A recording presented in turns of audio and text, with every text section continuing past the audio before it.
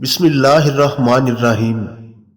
آئینہ معرفت کے معزز خواتین و حضرات، السلام علیکم۔ آپ کی نظر کرنے جا رہا ہوں ایک انتہائی دلچسپ اور ایمان افروز واقعہ۔ بصرہ میں ایک آدمی رہا کرتا تھا جو بڑا دولت مند اور مالدار تھا، لیکن خدا کی رضا دیکھیں کہ اس کے ہاں کوئی اولاد نہ تھی۔ آخر کار بڑھاپے کی عمر میں اللہ تعالیٰ نے اسے ایک خوبصورت اور حسین و جمیل لڑکا عطا فرمایا۔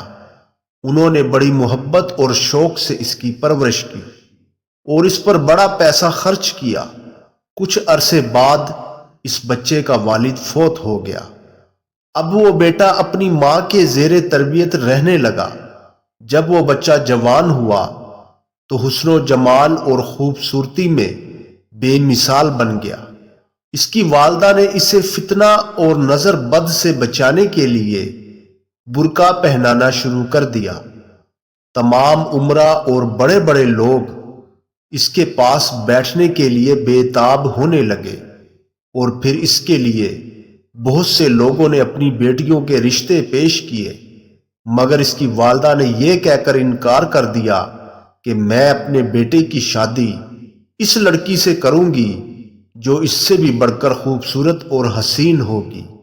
لوگوں نے کہا یہ تو مشکل ہے، کیونکہ اس زمانے میں اس سے بڑھ کر خوبصورت کوئی نہیں ہے۔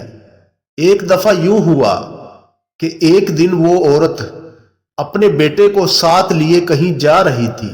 بصرہ کے علماء میں ایک ہستی تھی جن کا نام عبداللہ بن یزید رحمۃ اللہ علیہ تھا۔ وہ لوگوں کو واعظ فرما رہے تھے اور انہیں پند و نصائح سے نواز رہے تھے، اور لوگوں کو برائی سے بچنے اور نیکی کی طرف مائل ہونے کی ترغیب دے رہے تھے۔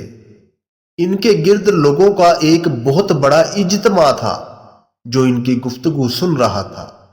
اس لڑکے کی والدہ نے جب دیکھا تو اپنے بیٹے سے کہنے لگی، بیٹے آؤ ہم بھی اس محفل میں شریک ہو جائیں، ہو سکتا ہے اس عالم دین سے ہمیں کوئی ایسی بات سننے کو مل جائے جو ہمیں دونوں جہانوں میں کام دے۔ بیٹے نے کہا، امی جان جیسے آپ کی مرضی۔ لہٰذا اس نے اپنا برقع ڈھیلا کیا اور خوب غور سے ان کی باتیں سننے لگا۔ ایک قاری نے قرآن مجید کی آیت تلاوت کی جس کا ترجمہ ہے، اور وہ لوگ جو کہتے ہیں اے ممار کے پروردگار، ہمیں ہماری بیویوں اور اولادوں سے آنکھوں کی ٹھنڈک نصیب فرما اور ہمیں متقی لوگوں کا امام بنا دے۔ واعظ نے اس آیت کے معنی اور مطالب بیان کرتے ہوئے فرمایا کہ جنت میں ایسے بالا خانے ہوں گے جو ہوا میں معلق ہوں گے، نہ تو ان کے نیچے کوئی ستون ہوگا اور نہ ہی اوپر کوئی زنجیر جس سے ان کو لٹکایا گیا ہو، بلکہ وہ بادلوں کی طرح ہوا میں معلق ہوں گے۔ جب اہل جنت انہیں دیکھیں گے تو وہ انہیں ستاروں کی مانند دیکھیں گے۔ ان میں سے ہر بالا خانے کے 300 دروازے ہوں گے، اور ہر دروازہ آقا دو عالم صلی اللہ علیہ وآلہ وسلم کے محل کے بالمقابل ہوگا۔ جب جنتی اس میں سے کسی بھی دروازے سے باہر دیکھیں گے تو انہیں حضور اکرم صلی اللہ علیہ وآلہ وسلم اور حضرت ابراہیم علیہ السلام کی زیارت نصیب ہوگی۔ پھر ان میں سے ہر بالا خانے میں سرخ یاقوت کا بنا ہوا ایک تخت ہوگا۔ ہر تخت پر 70,000 نوری بستر بچھے ہوں گے جن کے اوپر رحمتوں کی برسات ہوگی۔ ہر تخت کے نیچے سے 4 نہریں جاری ہوں گی، ایک پانی کی، ایک دودھ کی، ایک شہد کی اور ایک شراب طہور کی۔ اور ہر تخت پر ایسی حوریں ہوں گی جن کا سر والا حصہ کافور سے بنا ہوگا، اور سینے کا حصہ عنبر سے، اور سینے سے لے کر گھٹنوں تک کا حصہ کستوری سے، اور گھٹنے سے لے کر نیچے تک کا حصہ زعفران کا بنا ہوگا۔ اور ان میں سے ہر حور 70 حلے زیب تن کیے ہوگی، جن میں سے ہر حلے کا رنگ دوسرے سے علیحدہ ہوگا۔ وہ اتنی نازک ہوگی کہ ان کی پنڈلیوں کا گودا اس طرح چمکتا ہوا دکھائی دے گا جس طرح یاقوت کے دانوں میں سے دھاگا نظر آتا ہے۔ ان میں سے ہر ایک حور کی خدمت میں 70 کنیزیں ہوں گی جو اس کے بالوں کو سنوارنے میں لگی ہوں گی، اور اسی طرح ان کے ہاتھوں میں ساز ہوں گے جنہیں وہ بجائیں گی۔ ان حوروں میں سے اگر کوئی ایک بھی دنیا پر ظاہر ہو تو اس کا نور سورج اور چاند پر غالب آ جائے۔ اس لڑکے کی والدہ نے جب یہ سنا تو سوچنے لگی کہ بس یہی حور میرے بیٹے کے قابل ہے۔ وہ عورت مجمع میں سے اٹھی اور کہنے لگی، اے امیر المومنین، یہ حوریں کس کو ملیں گی؟ انہوں نے فرمایا کہ جو ان کا حق مہر ادا کرے گا۔ اس عورت نے پوچھا، ان کا حق مہر کیا ہے؟ تو آپ نے فرمایا، دن کو روزہ رکھنا اور راتوں کو جاگ کر رب کی بارگاہ میں سجدہ کرنا، اللہ کی فرما برداری کرنا اور کفار کے ساتھ جہاد کرنا۔ یہ سن کر بوڑھی عورت نے کہا، ٹھیک، مجھے یہ سب شرائط منظور ہے، میں اپنے بیٹے کی شادی اس حور کے ساتھ کروں گی۔ وہ عورت وہاں سے فوراً گھر گئی اور 40,000 دینار لے کر آئی اور کہنے لگی، اے امام المسلمین، یہ لے اور فقیروں میں تقسیم کر دے، مجھے یہ شادی منظور ہے۔ اس بات کو کافی عرصہ گزر گیا۔ اس دوران عبد الواحد بن یزید نے اعلان جنگ کر دیا اور اس کے لیے اس کے پاس بہت سے لوگ جمع ہو گئے۔ اس نے ان سب کو جنگ کے لیے تیار کیا اور انہیں ضروری سامان حرب مہیا کیا اور پھر لشکر کی روانگی کے لیے ایک دن مقرر کر دیا۔ مقررہ دن سے پہلے پورے ملک میں جنگ کا شور مچ گیا اور ہر شہر میں منادی ہو گئی کہ مسلمانوں، اللہ کی جنت خرید لو اور اللہ کے دین اور اس کے بندوں کی مدد کرو۔ اگر تم فاتح رہے تو تمہیں ثواب اور مال غنیمت ملے گا، اور اگر شہید ہو گئے تو اللہ تعالیٰ کا دیدار اور جنت کا انعام ملے گا۔ لوگ جوک در جوک اکٹھے ہو گئے۔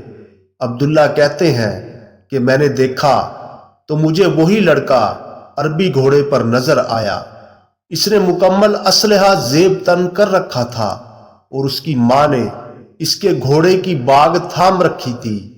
پھر اس کی ماں نے اسے الوداع کہتے ہوئے کہا، بیٹا، میں تجھے اللہ کی امان میں سونپتی ہوں، خوب محنت کرنا تاکہ تو جلدی اپنی دلہن کے پاس پہنچ جائے۔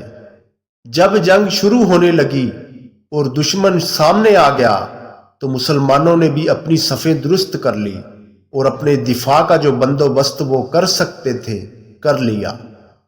پھر دونوں طرف سے جنگجو نکلے اور اپنے ہنر آزمانے لگے۔ اسی دوران اس لڑکے نے بھی اپنا نقاب اتارا، اپنا نیزہ سیدھا کیا اور اپنے گھوڑے کو ایڑ لگا دی۔ پہلے وہ آسمان کو دیکھتا اور پھر دشمن کو، اور پھر بڑی جرت مندی کا ثبوت دیتے ہوئے آگے بڑھنے لگا۔ میں نے اس سے کہا کہ تو آگے مت جا، کیونکہ تجھے جنگ کی باریکیوں کا علم نہیں ہے، ایسا نہ ہو کہ کسی مصیبت میں پھنس جائے۔ اس نے کہا، مجھے اس کی کوئی پرواہ نہیں، میں مال غنیمت اور لونڈیوں کو نہیں دیکھ رہا۔ میں نے پوچھا، پھر تو کسے دیکھ رہا ہے؟ اس نے کہا، میں تو ان 70,000 حوروں کو دیکھ رہا ہوں جن میں سے ہر ایک کے سر پر تاج ہے، اور وہ جنت کے کنارے پر کھڑی میری طرف دیکھ رہی ہیں۔ یہ سن کر میں تو روتے ہوئے پیچھے ہٹ گیا اور وہ جہاد میں مصروف رہا۔ جب دن خوب چڑھ گیا تو وہ بہت سے کفار کو واصل جہنم کرنے کے بعد پڑاؤ کی طرف واپس لوٹا اور آ کے کہنے لگا، مجھے وہاں جانے میں کتنی دیر ہو گئی ہے۔ لہٰذا اس نے اپنا جنگی لباس اتار دیا، نیزہ پھینک دیا اور تلوار لے کر دشمن کی صفوں میں گھس گیا۔ وہ نعرہ تکبیر بلند کرتا اور تلوار کے ساتھ دشمنوں پر حملہ کر دیتا۔ پھر بہت سے کافر اس کی طرف متوجہ ہوئے اور اس کے گرد گھیرا ڈال کر اس پر پے در پے وار کرنا شروع کر دیے۔ اسی دوران اسے کاری ضرب لگی اور وہ زمین پر گر گیا۔ مسلمانوں نے دیکھا تو انہیں بڑا دکھ ہوا اور ہر طرف ایک شور سا مچ گیا۔ بہرحال دونوں جانب سے پے در پے حملے ہوتے رہے، اور پھر جب عصر کا وقت ہوا تو اللہ تعالیٰ نے مسلمانوں کو فتح عطا کی اور دشمن کو شکست فاش ہو گئی۔ جب رات چھا گئی اور لوگ ادھر ادھر بکھر گئے تو میں اٹھا اور مقتولوں کے درمیان اس کی لاش کو تلاش کرنے لگا، حتیٰ کہ مجھے خون اور مٹی میں لت پت اس کی لاش نظر آ گئی۔ اس کے چہرے سے آنکھوں کو خیرہ کر دینے والی نورانی شعاعیں پھوٹ رہی تھیں اور اس کے حلق سے خون بہہ رہا تھا اور اس کے خون میں کستوری کسی خوشبو آ رہی تھی۔ میں نے اسے وہاں سے اٹھایا اور ایک طرف لے جا کر دفن کر دیا۔ بعد میں اس کی والدہ نے اسے خواب میں ایک تخت پر بیٹھے ہوئے دیکھا۔ اس کی ماں نے اس سے حوروں کے بارے میں پوچھا تو وہ کہنے لگا، امی جان، جب کفار نے مجھ پر کاری ضرب لگائی اور میں زمین پر گرا تو اللہ کی قدرت سے سیدھا حوروں کی گود میں ہی گرا تھا۔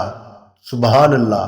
تو محترم ناظرین کرام، یقیناً آپ کو یہ واقعہ پسند آیا ہوگا، لہٰذا ویڈیو کو لائک کر دیں، چینل کو سبسکرائب کر دیں اور بیل آئیکن کو دبا دیں تاکہ آپ کو ہر نئی آنے والی ویڈیو کی اطلاع بر وقت ملتی رہے، اور اپنی رائے کا اظہار کمنٹ سیکشن میں ضرور کیجیے۔ جزاک اللہ۔